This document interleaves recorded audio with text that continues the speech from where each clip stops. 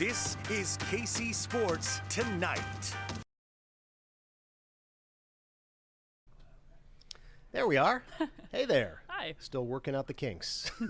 Welcome, everybody. It is the new streaming edition of KC Sports Tonight. Scott Reiss, Marleah, Campbell. Good to be with you on a Tuesday.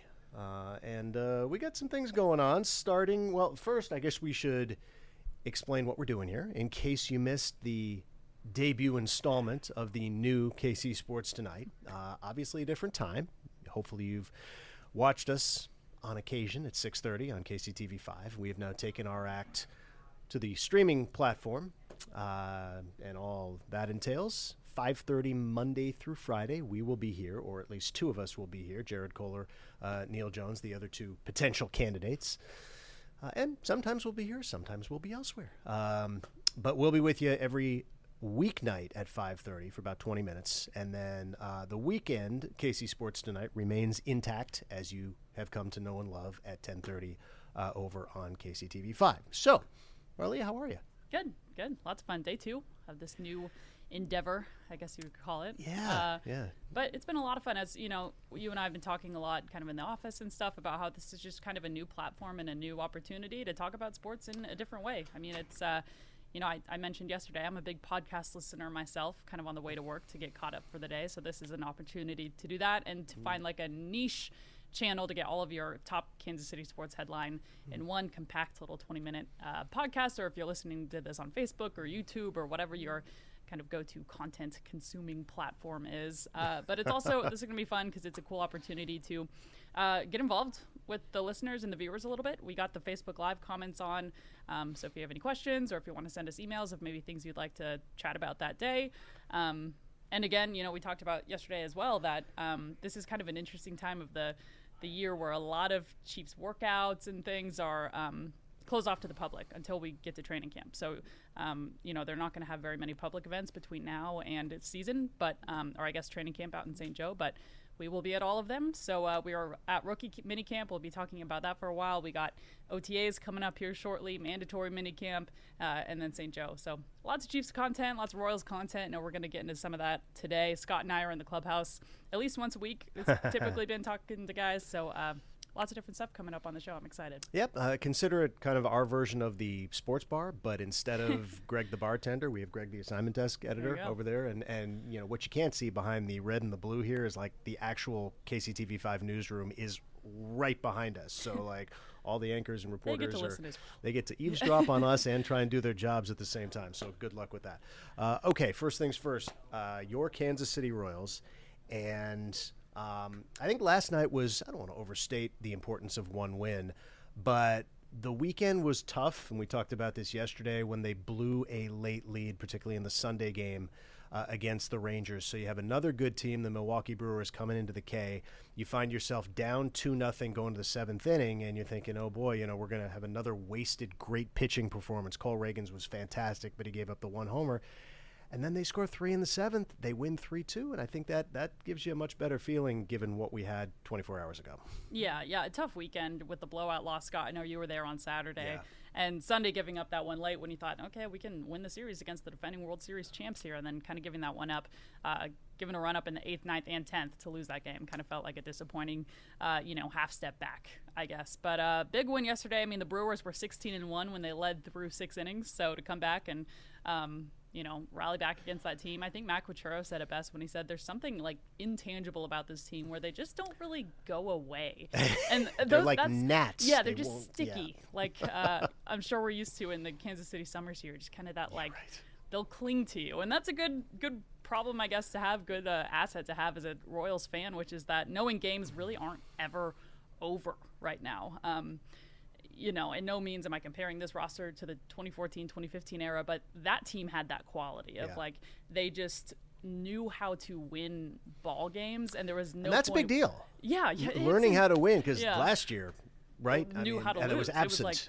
I mean, at the beginning of games, you'd get down, and it's like, wow, this is probably over. Yeah. This team has that rally mentality that we haven't seen in the last decade, at least 7 or 8 years or so, consistently. It's been a while, and it was a cute story when it was the third week in April, but now we're coming up on the second week in May, Yeah. and you see the record there. They're 6 games over 500, which is good, and you compare it with last year on May 7th, they were 8-26, and the season was essentially over. Yeah. So the difference is so palpable, and like you said, we've been in the clubhouse, and you can just sense the 180, and not just The in terms of what we optimism. see, but the Yeah. optimism, and they really believe now that they can be in this thing. And I think everyone's kind of over the word, like, this is a rebuilding year. That's what we talked about a lot last year, kind of an evaluation year. I think the Royals as a collective clubhouse right now are like, oh, no, we're in this right now. Like, this could be a potential Blue October year for us. Yeah, and I mean, the Central's, it's winnable. up for the taking. Yeah. I mean, again, as you mentioned, in every year I can remember since 2015, I mean, they haven't had a winning season since 2015. At this point in the season, it's already kind of been like, all right, let's move on to what's next. Oh, when's training camp? Yeah, May 7th. Time to wrap it up here. But so, I think we've, in my opinion, passed the threshold of like, oh, this is, not beginner's luck isn't the right term, but kind of that false sense of optimism. Right. How real is it? Yeah, you're 2-0 and you're like, okay.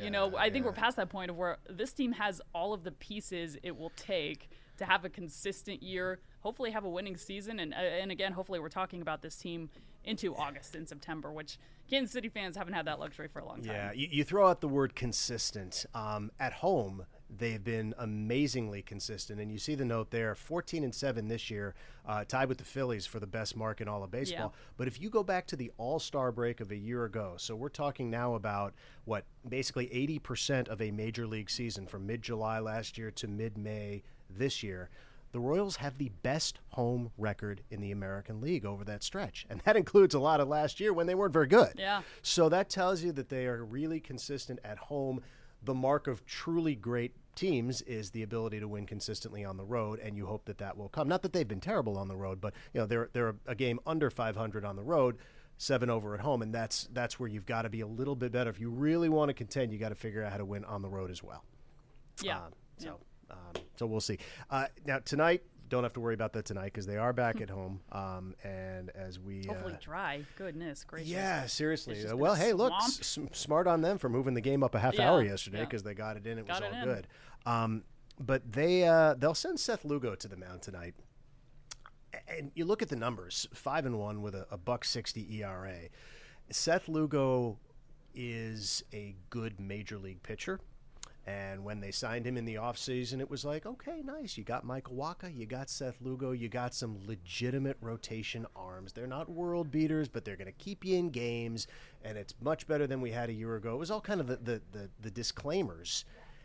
And here we are, and the dude is sitting on 5-1 with a 1.60 ERA. So that's not sustainable. I mean, I don't think that's barely sustainable for Jacob deGrom or, the best pitchers in baseball to be at that level, from start to finish.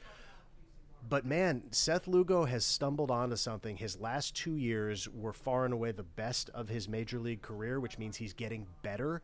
And I don't think his arm has gotten better in his 30s, so it means he's really figured out how to pitch.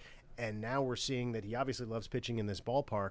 But, man, I mean, if you can back up Cole Reagans, who is a legitimate major league ace, with Seth Lugo doing what he's doing, that really, I mean, that's a big reason why this team has been as good as they are. He's won, 25% of their games by himself. Yeah. I mean, he leads the American League in wins. And remember, the Royals signed him to a 3-year, $45 million deal. That's a bargain at this point. For those numbers? Yeah. no So, doubt. I mean, a big ad this year. The Royals spent so much good money this offseason. I mean, it felt like all offseason we were sitting in the sports office with big release after big release, big sign after big sign. It seemed like it all happened within like a week, though. Yeah. And then it was like the who did bow they sign tie today? with Bobby Witt Jr. when we were at the Super Bowl. We were in Yeah. Las Vegas getting ready to cover that. So it's just like, and it's cool seeing, I guess, all that pay off these last couple of weeks. Yeah. Thanks for doing that during Super Bowl week. Yeah. By the way. That's good timing. We didn't on have that. much else going on.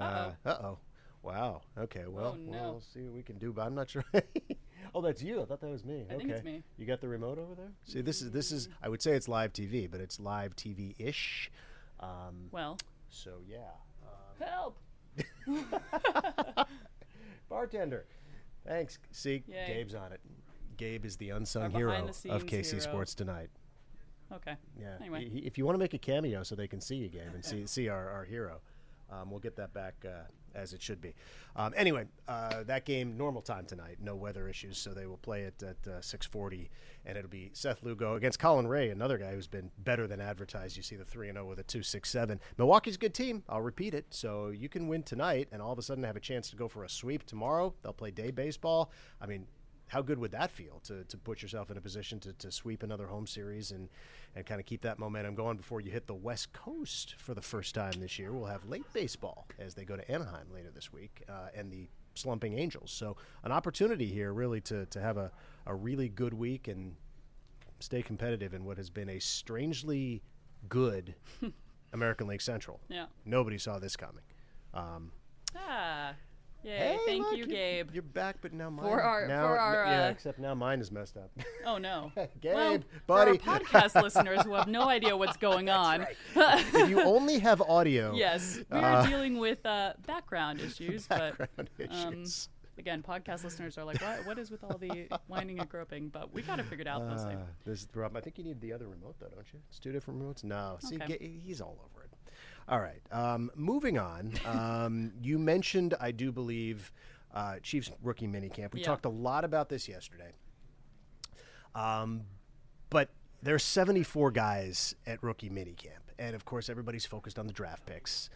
But there's 74 dudes there. Yeah. And a lot of these guys have no prayer of playing professional football. It's just a fact. But there are guys who are undrafted free agents who will be at training camp and who certainly hope that they put themselves in a position where even if they can't make the 53-man, maybe they, stick as a practice squad guy. And you got to you did a feature today on one such player who is not just another guy hoping to make an NFL roster, but he is a guy who has a lot invested in this area, given his upbringing, and I'll let you take it from there. Yeah, to say the least. We're talking about Phillip Brooks, the Lee Summit West alum, so high school in the area in the Kansas City Metro. Then he went to Kansas State, played 6 seasons there, so he played a long time there because, of course, he was in the COVID era. He redshirted, but he had a really phenomenal season there in 2020. He led all of FBS in return yards, had 2 return touchdowns. So just a really, really good career in Manhattan. A guy that also set the total yardage record with the Titans when he was playing high school ball here. So talked to his coach back in the day.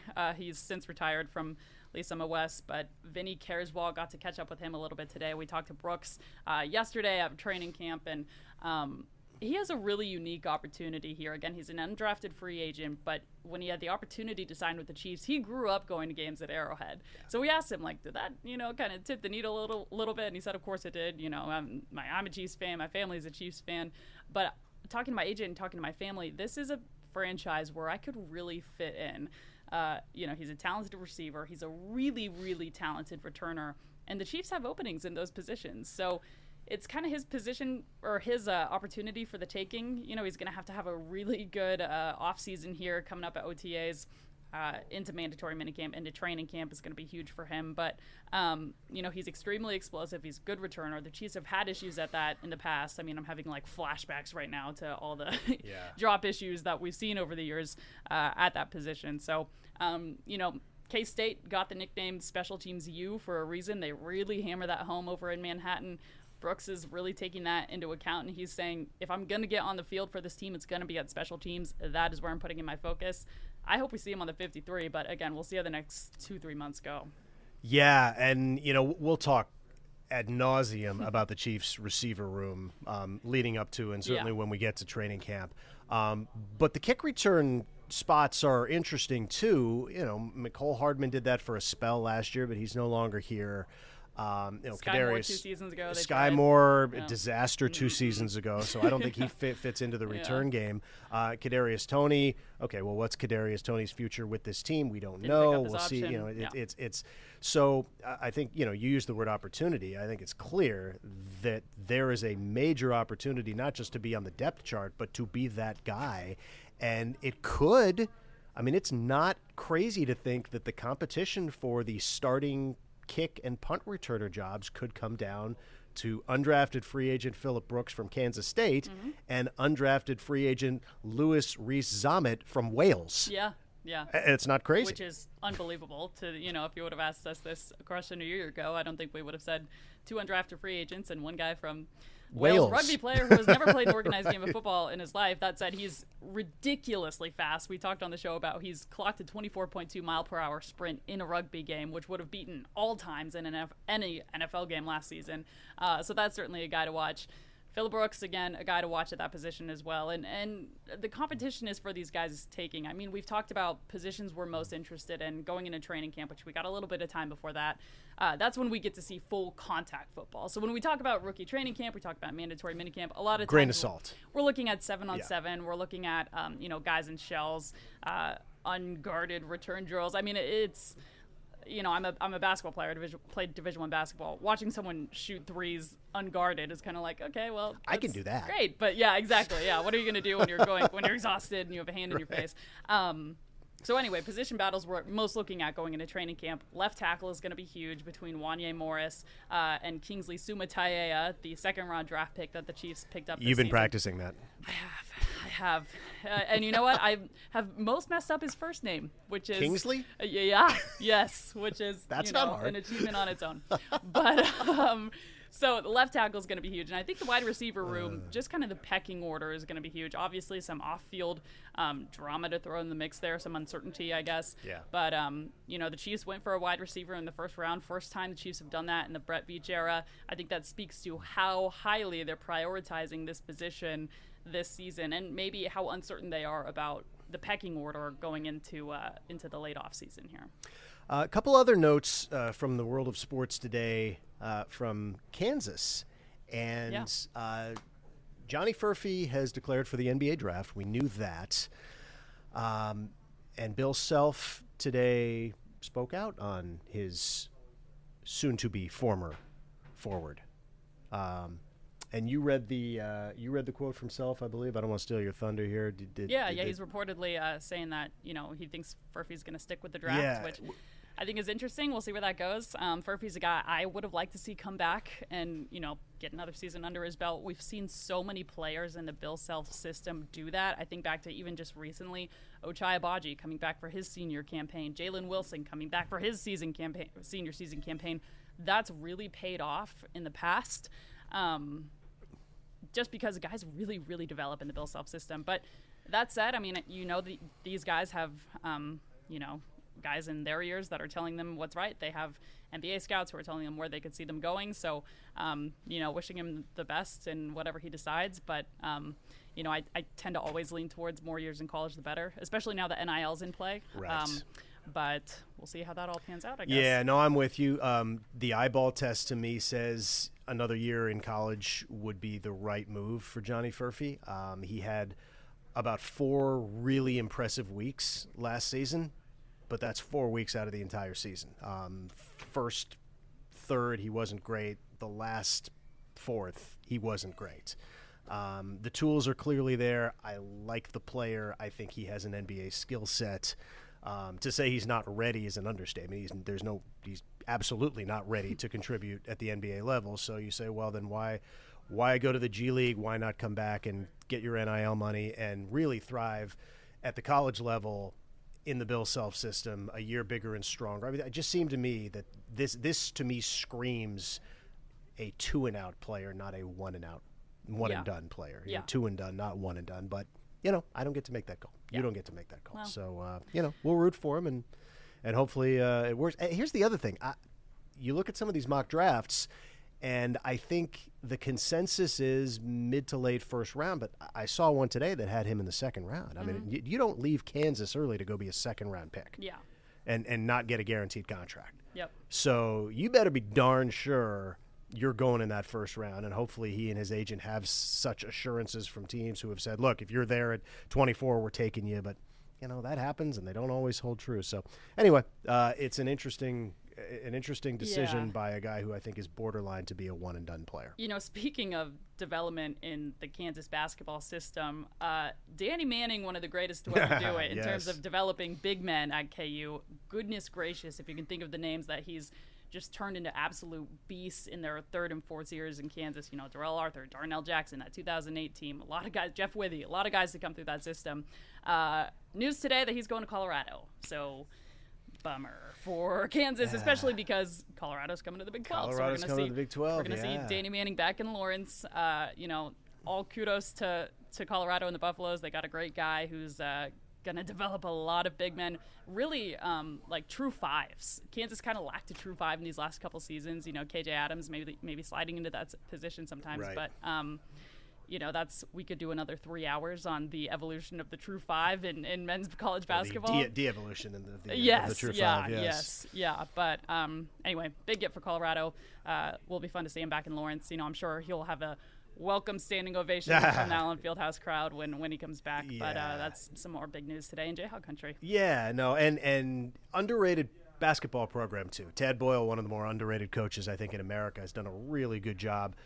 Colorado basketball doesn't get a lot of pub, but they've been in the NCAA tournament more often than not under his watch. Yeah. And so I think this only makes them better. And coming to the Big 12, you're playing big boy basketball, Yes. being in the best conference in America. Fun fact we can end on: my favorite college basketball memory was winning at Colorado. They were ranked number 10 in the country. It was our last game before we got to go home for Christmas. I think my junior season, maybe. So upset the number 10 team in the country, and then got to go on a flight to go home for Christmas. Easily the best memory of my college basketball career was in Boulder. There you go. And just think, if you had had Danny Manning coaching if I would have had Danny Manning coaching me, sky's the limit. Who would you wouldn't be sitting here right now. It would be our loss. Yeah, well. Yeah, in the WNBA's game. We'll never know. Yeah. I've seen that balky shoulder. All right. Hey, thanks for checking out day 2 of the new KC Sports Tonight. You're off tomorrow, right? So it'll be... I am. Oh, this feels like a good time to mention, too, that we are putting this on all of our podcast streaming platforms. Yes. So Apple, so if you only caught the last minute and you Spotify. thought, man, I wish I heard the first 22 minutes of that. Do we have good news for you? Wherever you get your podcasts, look for KC Sports Tonight. We will be there early and often. All right, signing off. I'll be on the 6 o'clock news. See you there. You have a good off day tomorrow, and Neil Jones will be trying to take your place.